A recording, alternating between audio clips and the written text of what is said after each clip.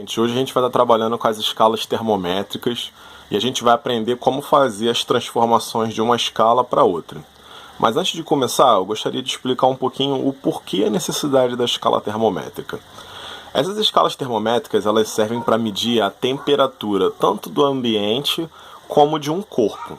Então você imagina o seguinte: você está vivendo num local, certo? E existem variações gigantescas de temperatura. No inverno você tem temperaturas muito baixas, no verão você tem temperaturas muito altas.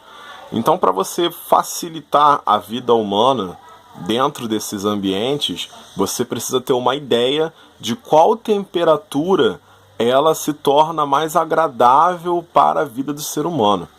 Então, lá por volta do século XVII, século XVIII e século XIX, começaram-se os estudos em relação a como medir a temperatura de um ambiente, de um corpo. Através desses estudos sobre propriedades dos elementos, das suas variações em estados físicos e outras coisas como volume, densidade, chegou-se à criação de algumas escalas termométricas. As principais escalas que nós usamos hoje em dia são essas três: escala Celsius, escala Fahrenheit e escala Kelvin, sendo que a escala Kelvin é a escala usada em laboratórios e para fins científicos. A escala Celsius é a escala usada no Brasil em alguns países e a escala Fahrenheit é utilizada nos Estados Unidos e também em alguns outros países. A maioria das vezes, quando a gente assiste um filme que é estrangeiro, a temperatura está em Fahrenheit, ela não está em Celsius. Então, às vezes, a gente vê a pessoa andando de camiseta e tá uma temperatura lá de 90 graus Fahrenheit e a gente não tá entendendo nada, o que está acontecendo. Então, o que vai acabar para a gente ver aqui como é que vai ser as fórmulas, o que a gente precisa saber.